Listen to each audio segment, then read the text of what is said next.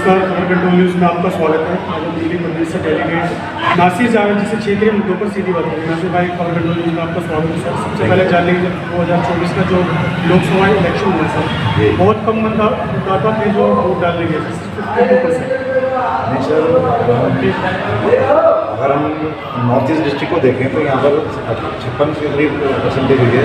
और हमारे यहाँ जब सीएम का मौजूद है यहाँ पर सबसे दिल्ली में हमने यहाँ पर सबसे टॉप किया है और 68.68% यहाँ पर पोलिंग हुई है। पूरी दिल्ली में सबसे ज़्यादा पोलिंग हमारे यहाँ 68.68।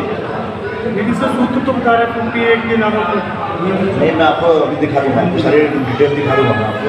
लेकिन मैं आपसे ये जान रहे हैं कि क्या कारण है जो मतदाता वोट डालने लगे। कुछ लोगों से मैं बात कर रहा हूँ तो वो ये कह रहे हैं कि गर्मी बहुत थी, गर्मी बहुत ज़्यादा है। लेकिन भाई अगर आप पिछले चुनाव को देखें, 2019 को देखें, 2014 को देखें, उसके मुकाबले बहुत अच्छी पोलिंग हुई है। कुल मिला के मैंने पोलिंग बढ़ी है, घटी नहीं है। आप लोग नॉर्थ ईस्ट की बात कर रहे हैं, पूरी दिल्ली की या पूरे वर्ल्ड की बात नहीं, हिंदुस्तान की बात नहीं कर रहा, लेकिन दिल्ली में जो है परसेंटेज बढ़ी है पहले के मुकाबले। वहीं आपके कैंडिडेट रैया कुमार कहीं ना कहीं उन्हें पति मारा गया जो गलत बात है, नहीं मानना चाहिए। क्या मैं आपसे जानना चाहूँगा सर, क्या वो भारतीय जनता पार्टी का कार्यकर्ता था? वो तो 100% श्योर है सर। वो तो आपने भी देखा भी होगा कि मनोज तिवारी के साथ उसकी फोटो भी वायरल हुई थी, अक्षर नाम था शायद उसका, उसकी फोटो भी वायरल उसका हुई थी। वो स्टेज पे मनोज तिवारी के साथ बैठा था, उससे पकड़ा दे गया भाई। बदतमीजी वाली बात है कि महिला जो निगम पार्षद थी उसके साथ बदतमीजी हुई और मैया के ऊपर थप्पड़ मारने की कोशिश की हुई। लेकिन मतलब वहाँ पर हमारे कार्यकर्ता थे और कमलिया कुमार के अपने लोग भी थे, अपनी टीम भी थी, उन्होंने उसको रोक दिया। एक बड़ा हादसा से बच गया और बड़ा एक हादसा हो सकता है। बहुत गिरी हरकत की थी, कोई नहीं सकती, ऐसा नहीं करना चाहिए।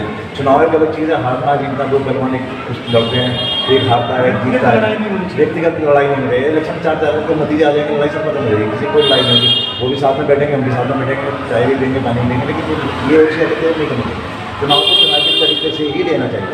वैसे मैं आपसे ये जान लें कि आज केजरीवाल जी की जमानत जो बेल पे आए थे वो खत्म हुआ, आज वो जेल गए, क्या कहना चाहेंगे, क्या किस तरह का कानून व्यवस्था होता है?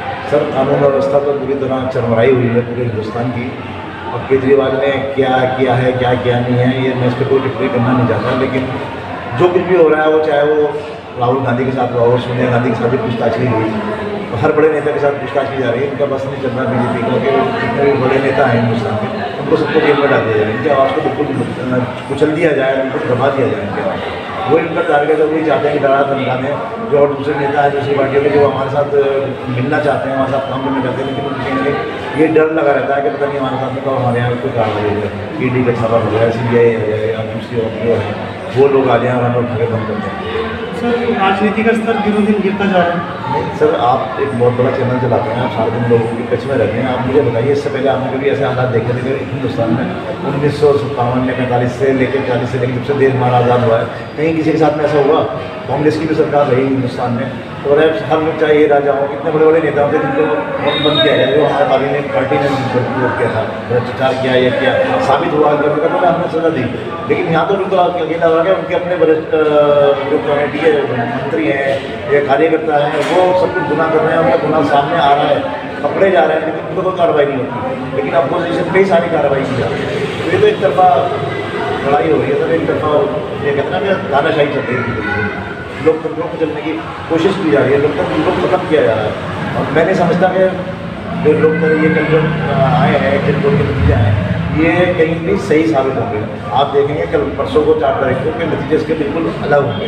जो मोदी जी का नारा था 400 पार, ये मोदी मीडिया जो है, मैं आप सब चैनल को, जो यूट्यूब चैनल है, तो सबको मैं धन्यवाद देना चाहता हूँ कि आप सच्चाई सबके सामने लाते हैं, लोगों से मिलते हैं, पर्सनली मिलते हैं, उनसे उनकी राय लेते हैं। उसका नतीजा होता है कि आपके नतीजे कुछ और होते हैं, उनके कहने कुछ और होता है। वो तो मोदी मीडिया का तो सिर्फ 400 का नारा मोदी जी ने दिया था, वो 400 पार को दिखाना चाह रहे हैं। ये कैसे मुमकिन है सर? कि बेरोजगार की हालत देखिए, महंगाई की हालत देखिए, लोग परेशान हो गए कारोबार से, फिर पब्लिक क्यों वोट देगी, क्यों वोट देगी? बिल्कुल, जिस तरह से मोदी सरकार कह रही है कि 400 के मार्क, ये तो पहले से तय हुआ या तो ईवीएम मशीन में कुछ गड़बड़ होगी, इनको पता है कि 400 पार होने वाला है। मशीनों में गड़बड़ होगी या नहीं होगी, लेकिन मुझे जहाँ तक मैं समझता हूँ, जहाँ तक मेरी सोच है, ये अधिकारी जो होते हैं ना हमारे, उनको एक डराने धमकाने की कोशिश की जा रही है कि वो डर जाए, 400 पार आ रहे हैं तो साथ खड़े हो जाएंगे, नहीं तो हमारे साथ ही बुरा होगा। तो अधिकारियों पर ये दबाव डालने की कोशिश की जा रही है मोदी मीडिया के चैनल्स के द्वारा कि 400 पार कर रही है मोदी सरकार, क्योंकि ऐसा नामुमकिन है, ऐसा होने नहीं जा रहा। मान लीजिए नासिर भाई, अगर 24 में मोदी सरकार आती है तो क्या संविधान पे कुछ खतरा है? ये तो खुलेआम है सर, ये तो खुलेआम है। आज आप दलित भाई आप अगर आप देखें हमारे नॉर्थ ईस्ट में देखें ना तो मुस्लिम बहुत बड़ी तादाद में है। मुस्लिम के बाद अगर किसी की आबादी है तो दलितों की आबादी है। तो इस बार जो नज़र आ रहा है मतलब तो मैं किसी की ना आप जान सकते ना मैं जान सकता, जो मैं कह रहा हूँ करूँगा नहीं करूँगा ये भी नहीं बता सकता। लेकिन दलित भाइयों ने इस बार बहुत बड़ी तादाद में वोट दिए हैं। और बुराड़ी विधानसभा की हम बात करें जहाँ से हमेशा 1 लाख से ऊपर बीजेपी जीतती थी, मनोज तिवारी जीतते आ रहे थे, आप वहाँ से देखेंगे हम 50,000 से वोटों से वहाँ से जीत के आ रहे हैं बुराड़ी से मतलब। वहीं मनोज जी की बात की तो मनोज जी के कार्यकाल से 10 साल कार्यकाल में रहे, कुछ ऐसा विकास कार्य आपको देखने को मिले? सर मुझसे ज़्यादा तो आप फील्ड में रहते हैं, मैं आपसे पूछना चाहता हूँ आप बताइए मेरे को एक काम उनका 10 साल में आप मुझे गिना दीजिए। कोई बड़ा स्कूल बनाया हो, कोई हॉस्पिटल बनाया हो, कोई बड़ा घर बनाया हो, कोई ऐसा कोई भी चीज़ बता दीजिए कोई आप जो बनी हो, जो एमपी के खाते में आता बताया 14 करोड़ रुपये जो आया था वो भी सब वापस हो गया। तो ये किस काम का सर ऐसा? सांसद बनने से क्या फ़ायदा? आप घर में बैठ रहो, आपकी बहुत अच्छा बिजनेस चल रहा था, आप अच्छे हीरो थे, गाने गाते थे, फिल्मों में एक्टिंग करते थे, बहुत बढ़िया बिजनेस चल रहा था, आप क्यों नॉर्थ ईस्ट में आके आपने यहाँ के लोगों को बिल्कुल उजाड़ के रख दिया? आप कहीं भी किसी रोड पर निकल रहे हैं सर, कोई रोड आपको अच्छा नहीं मिलने का। मेन रोड जितने भी हैं वो बुरी हालत है, सब में गड्ढे वड्ढे इतने गड्ढे हैं कि आदमी इलेक्शन में अगर जाता है या टू व्हीलर में जाता है तो पूछता ही रहता है। और औरतें इतना सफ़र करती हैं कि उनकी कमरों में दर्द रहने लगा मैक्सिमम औरतों से अगर हम बात करेंगे तो इन गड्ढों की वजह से, ख़राब सड़कों की वजह से ही हालत है। मान लीजिए सर आप बिना किसी महिला को गर्भवती है उसको ले जाने में तो बहुत प्रॉब्लम होती है। बहुत ज़्यादा प्रॉब्लम होती है। मैंने शायद पहले इंटरव्यू में कहा भी था कि प्रेगनेंट औरतों को तो खासतौर पे ई रिक्शा में बिल्कुल नहीं लेने जाना चाहिए, क्योंकि ई रिक्शा में बहुत ज़्यादा झटके लगते हैं। लेकिन आज हमारे पास तो सबसे सस्ता और अच्छा साधन जो है वो दिल्ली में ई रिक्शा ही है, जो हर आदमी उसको एफर्ट कर सकता है, अफोर्ड कर सकता है कि उससे चले जाएँ और मिल जाए। लेकिन बहुत रिस्क रहता है, बहुत खतरा रहता है। मैं आपसे ये जानना चाहूँगा सर, आप कांग्रेस के बहुत काफ़ी लंबे समय के सिपाही रहे हो सर, इतनी बड़ी पार्टी पूरे इंडिया के अंदर उसकी स्थिति दयनीय क्यों हो रही है? सब देखिए वक्त बदलते रहते हैं, अच्छा वक्त भी आता है, बुरा वक्त भी आता है, कोई बात नहीं। जनता ने हमें जिताया है, 70 साल हमने 70 साल कांग्रेस ने राज किया है, हमने यहाँ पे किया, उन्होंने हमें जिताया है, हम उनके आभारी हैं और अपने उनके आभारी रहेंगे। कोई बात नहीं, वो चेंज करना चाहते थे, कुछ देखना चाहते थे, उन्होंने बीजेपी को वोट दिया, एनडीए को वोट दिया, कोई बात नहीं, हमारा दौर फिराएगा। और अभी आप देखेंगे अभी 4 तारीख को हमारा दौर वापस आ रहा है, सब पूरा श्योर होगी 100% श्योर के हमारी 300 के आसपास सीटें आ रही हैं। बिल्कुल सर, एक सेलिब्रिटी को टिकट देने से नुकसान होता है इस क्षेत्र में से। सेलिब्रिटी की आपकी बात किससे है? मनोज तिवारी से।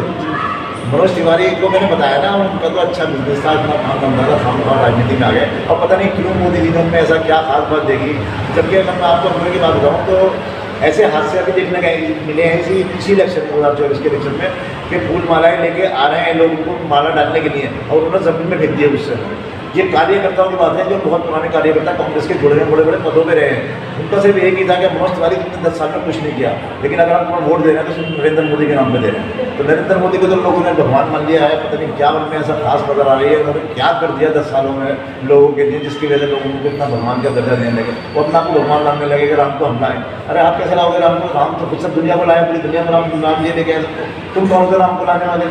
एक मंदिर आपने बना दिया, वो भी दुनिया भर का चंदा लेके, दुनिया भर के पैसे लेके, तो उससे क्या तुमने बना दिया? बिल्कुल पब्लिक ने बनाया, पब्लिक का पैसा लगा, आपने कुछ नहीं किया उसने। बिल्कुल सर, जनता परिवर्तन चाहेगी और 4 तारीख को रिजल्ट में पता भी लग जाएगा। बिल्कुल। अदरवाइज कुछ संदेश देना चाहेंगे दर्शकों को? बस दर्शकों में आपसे ये कहना चाहता हूँ कि हमारे अनिल भाई जो हैं खासतौर पे हमारे बहुत पुराने हमारे जानने वाले हैं और बहुत सेवा करते हैं हमारी कांग्रेस पार्टी के लिए। हमारे बार बार हमारे कार्यकर्ताओं का इंटरव्यू लेते हैं, भाई बड़े नेताओं में जाकर तो मुझे जैसे छोटे कार्यकर्ताओं को मेरा साथ देते हैं, मेरा हौसला अफजाई करते हैं, मैं इनका धन्यवाद करता हूँ। मैं आप सबसे कहना चाहता हूँ कि आप भाई का चैनल जो है इसको आप सब्सक्राइब कीजिए और ज़्यादा से ज़्यादा इसको वायरल कीजिए। बहुत धन्यवाद सर, आपने सभी कार्यक्रम से बात की, शुक्रिया, धन्यवाद सर।